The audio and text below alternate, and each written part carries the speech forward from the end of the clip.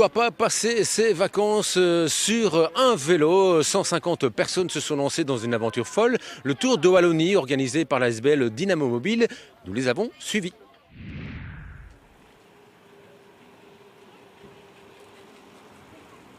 Un peloton de 150 cyclistes en plein mois de juillet. Détrompez-vous, nous ne sommes pas au Tour de France. Ces amoureux du deux roues ne sont pas des professionnels. Ils participent à des vacances à vélo organisées par Dynamobile. L'objectif de votre ASBL, c'est de sensibiliser au vélo, mais vous en profitez pour dire que voyager à vélo, c'est possible. À la base, c'est sensibiliser évidemment pour utiliser son vélo. Ça a un côté militant, donc montrer que le vélo a sa place partout, en ville, pour des petits trajets. Évidemment, pour nous, avec 150 personnes, c'est voyager à vélo. Depuis 24 ans, Dynamobile organise ses vacances originales pour environ 280 €, nourriture et logement compris. Après, entre autres, l'Angleterre, la France, l'Allemagne, place cette année à une contrée dont vous avez sans doute déjà entendu parler, la Wallonie. Au menu 500 km en 10 jours pour ce peloton intergénérationnel. Depuis 1997, je participe à Dynamobile et activement. Ça fait combien de kilomètres précisément? Compter minimum 600 km par tour, comme j'en ai fait en étant en 20, ou enfin j'en ai fait 23, 24.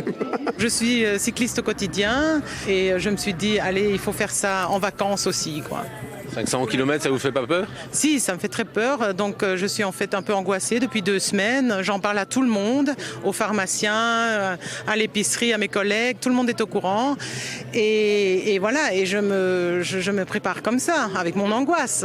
Vous avez des enfants en bas âge, ça va? Oui, ça va. Nous avons le plus petit à 5 mois et la plus grande à 2 ans. Et non, ça va. C'est un peu lourd avec le tandem, mais on est deux, donc il faut pousser un petit peu plus, mais ça va.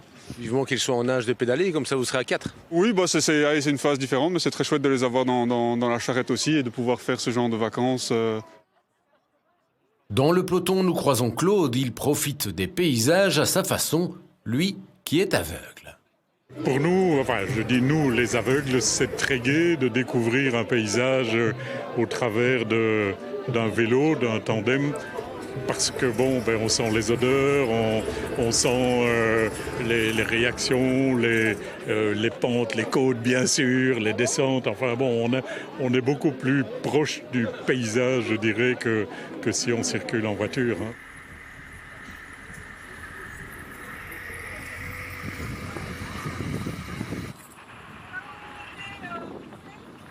On est longtemps sur son vélo, mais on fait pas nécessairement beaucoup de kilomètres. Ça dépend des étapes, mais non, il faut pouvoir rouler correctement.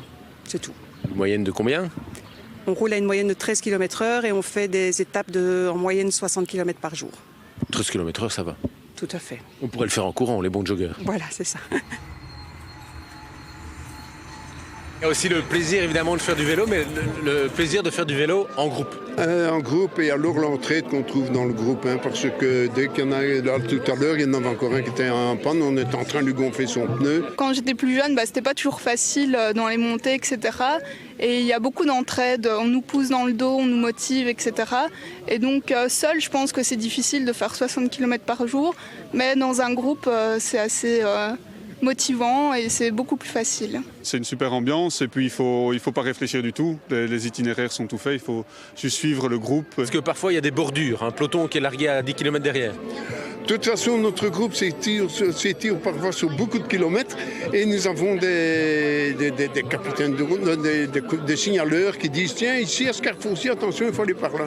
C'est signalé et tout, donc c'est assez confortable en fait, c'est une route en toute sécurité. C'est une route en toute sécurité, oui, ils sont bien encadrés. Et puis alors nous avons aux carrefours principaux, on met des gens qui bloquent la circulation.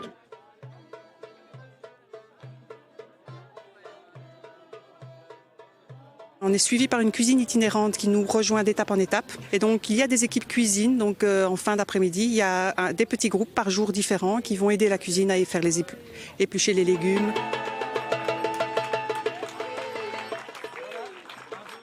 Le soir, vous dormez où par exemple? Dans des halls de sport et dans des écoles. En fait, notre demande quand on fait les demandes, c'est de chercher des endroits où on peut loger 150 personnes, mais surtout avoir un accès à des douches et des sanitaires. Donc c'est souvent des halls de sport et des écoles. Là, sur votre vélo, vous avez tous les bagages pour la famille? Alors exceptionnellement non, parce qu'avec 2 enfants il y a quand même pas mal d'affaires, notamment pour leur couchage. Donc on prend le maximum, donc on a quand même 6 fontes. Mais alors oui, on a en plus 2 valises qui nous accompagnent dans la camionnette. Et donc ça, on réserve ça pour les quelques parents qui sont là. Parmi les jeunes de cette aventure, Basile. Il n'y a pas que ses jambes qui pédalent beaucoup, sa langue le fait également. Moi, je trouve que quand même Dynamobile, c'est bien parce qu'on fait beaucoup de vélo, mais on s'amuse aussi. Et on découvre de nouveaux paysages, vu qu'on va pas si loin de chez nous, mais on explore quand même. Basile, t'as quel âge toi? Moi, j'ai 10 ans. T'es un cycliste expérimenté déjà? Oui. Qu'est-ce que t'as fait comme étape déjà toi? Ben, hier, j'ai fait de Bruxelles jusqu'à Namur, donc 80 km environ. Et maintenant, on va s'arrêter, je crois, à Siptay. Tu connais le dicton là-bas? Non. Qui s'y plaît, s'y plaît. Ah, ben voilà, c'est simple.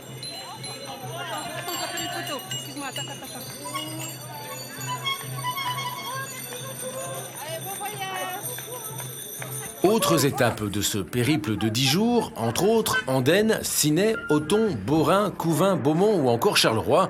Un périple qui sollicite les mollets, même si la vitesse de croisière est en mode pépère. Serrez à droite. Souriez à gauche. Est-ce que vous êtes renseigné pour voir s'il y avait des masseurs à chaque soir, à chaque étape? Non, moi c'est beaucoup plus recherché que ça. En fait, je me suis emprunté les fontes. Vous voyez, c'est les sacoches du vélo de Léon Tilleux, qui doit vous dire quelque chose ici à Namur. Léon Tilleux qui a traversé l'Afrique et l'Amérique du Sud. Donc ça me soutient moralement un maximum d'être avec les fontes de Léon. Voilà, c'est comme ça que j'aborde mon angoisse. Lui, il a été en Afrique. Votre objectif, c'est d'aller en Afrique l'année prochaine? Alors, c'est vrai que Léon, il a commencé à 53 ans et je les ai. Et donc, c'est le moment, c'est l'instant. Voilà. C'est l'instant de vérité pour moi, Dynamobile, cette année. Est-ce que je vais aller dans les pas de Léon Tilleux ou pas? Toutes les 2 heures, heureusement, une pause s'impose. Excusez-moi, pas trop dur le vélo? Non. Vous préférez la pause ou pédaler?